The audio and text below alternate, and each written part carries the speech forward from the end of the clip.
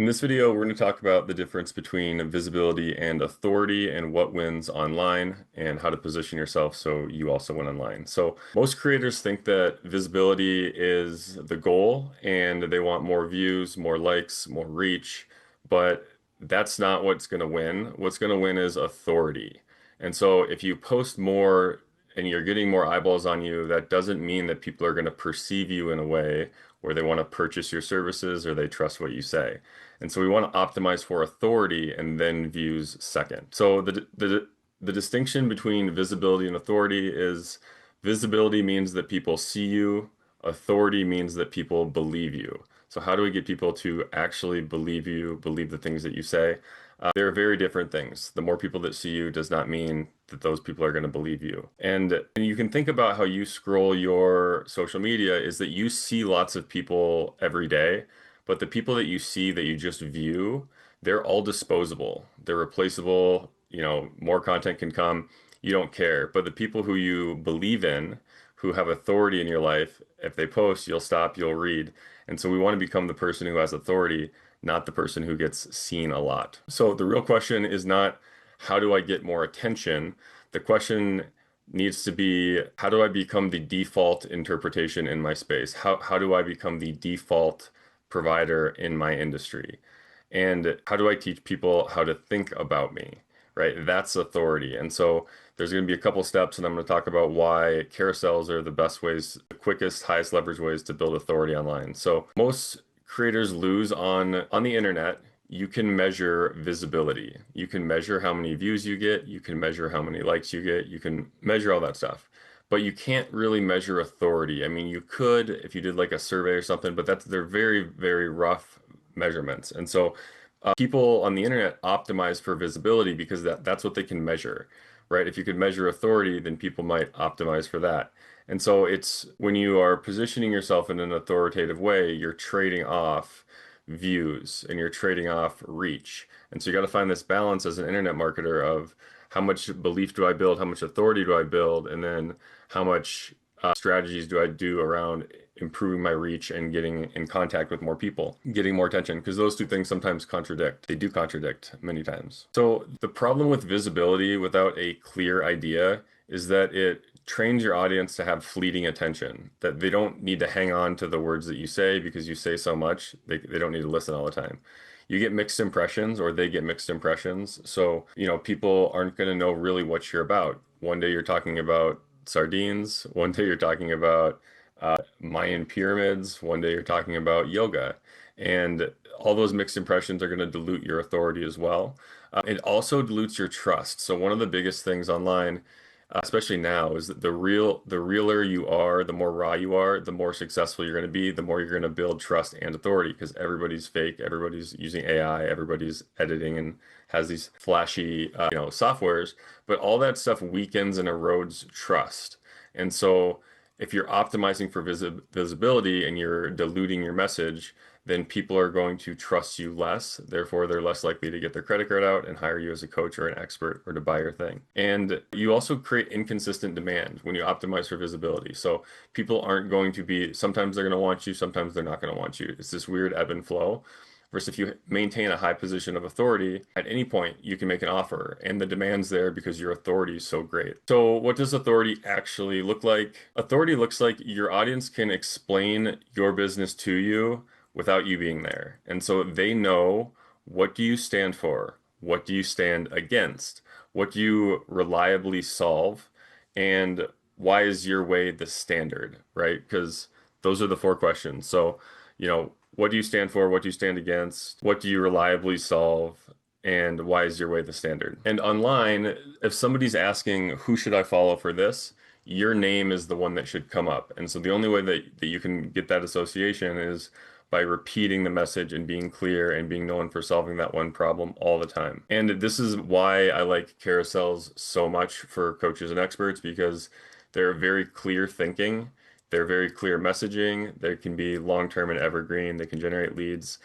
But it's very easy to establish authority using carousels versus, if you're making a video or a reel, a lot of times you're doing things that degrade your authority, right? If the camera looks like shit or if you're not super good on camera, or you don't like it. A lot of, of the best coaches that I work with don't love being on camera. And so, if you're doing something that you don't love, that's diminishing your authority. So carousels solve a lot of these problems for creating authority on Instagram. And so why is that? What do they do? Carousels slow down attention. So if you want to build authority, if you want views and reach online, you actually want to make attention go faster, right? You want to chop up your videos, you want to grasp attention, you want to hold people. But if you want to build authority, you want to slow down their attention. So when they get to a carousel, they want to slow down. Oh, I should read this. And then they swipe and they read it carefully. So your goal with the carousel is to slow down attention, and it forces sequence too. So you get to tell them one point after another point after another point. And as you're building authority, like the sequence and the structure of building authority should be repeated, right? So people should get introduced to you here. They should learn the things you stand for. They should learn the things that you offer. They should learn how to work with you. And all that stuff has to go in the right sequence. And carousels force that. I'm gonna have a sip of my coffee here. So carousels don't just organize attention, they organize meaning as well. So if somebody just watches a reel, unless they watch the whole thing, they're not going to get the whole story they're not going to get the whole story of what you're trying to convey. Carousels do that though, because they have to go step by step. They're not going to get distracted. And so again, they're super powerful for building authority, which is one of the things you want to optimize for online. The other thing carousels do is that they give people a language to use and to repeat. And so if you're a coach or an expert, the words that you use can be a signal to your audience that they are your audience, they are your tribe, they are your followers. And you should use unique language. That way, your audience feels like it's internal jargon, and then they feel like they're part of the community. And so your language is part of the authority that you create if you talk like everybody else, people are going to, position you like everybody else. So you want to give people a language that they can repeat and that they can use. And what's funny is a lot of the celebrities now, like the Kardashians used to do this, is that they would make up a word and then they could track how viral they were, right? Because their audience would start using their words. And I don't know any of the examples, but they're cited as stories and this type of stuff. So a lot of times, if you're a coach, you can create a new word. Scott Adams uses the term confusopoly, and it's something that's so confusing that there's going to be fraud involved. And so I feel like I'm part of his tribe and I repeat his language, and he has lots of authority to me because he is describing things in his own words. So here's the reframe on carousels. Carousels aren't just content, they're intellectual assets. The goal is not reach. The goal is shared understanding. Shared understanding will build authority, and carousels are the cleanest and fastest way to do that as a coach. So how do you make a authority-driven carousel? Like, what are the steps? Because a lot of the steps with carousels are different than what you might do if you're trying to build authority. So, number one, and this is just what they would call it, it's the claim. Now, in marketing circles, they'll call it the hook. The claim is the only difference is a hook might be something totally random. A claim is you're positioning yourself in the world. You're saying that this is the way. And then the second step is naming the enemy. So wherever you are, there's an enemy that's preventing you from getting to your goal, and you need to tell your audience who is the enemy. Clearly name the enemy.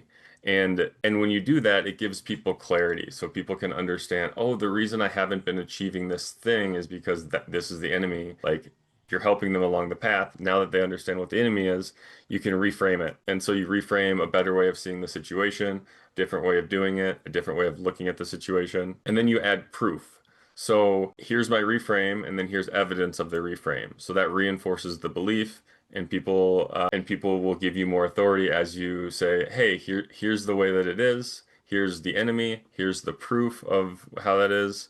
And each step you build more and more authority. Next, you're going to share your method, and that's how you do it. Step 6 is going to be the standards. So this is what serious people do. Here's the workflow, here's the bare ass minimum. And then the 7th is an invitation. So then you invite them to stay. You don't say, go click on my link right now, don't miss out. That's low authority. But if you say, if this feels right, you can quietly reach out to me.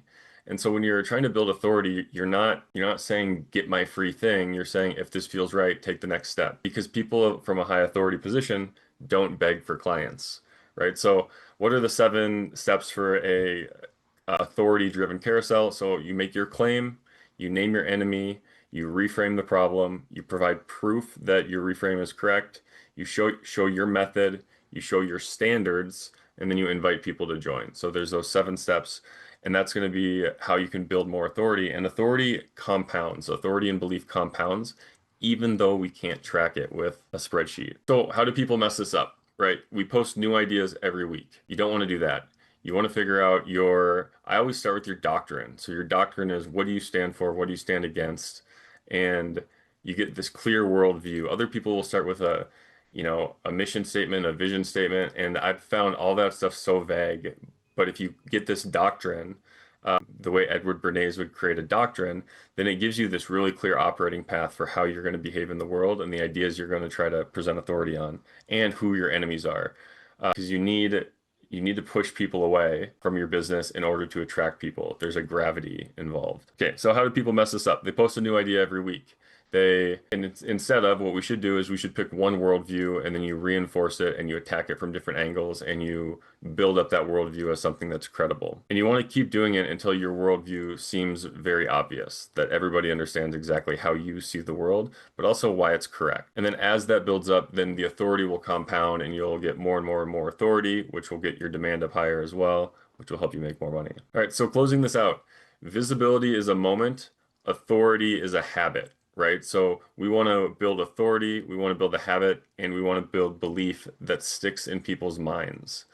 Market rewards memory. Authority is going to create memory. Visibility is just going to be very fleeting. So if you want to build an authority-driven carousel, I have a link below for my operator room Instagram, my operator room school, excuse me. You can join the operator room that has all of the tips on building authority using carousels, and how to make more money with a 1 or 2 person business. So if it feels right, the link's below, along with some other tools that we use to build carousels.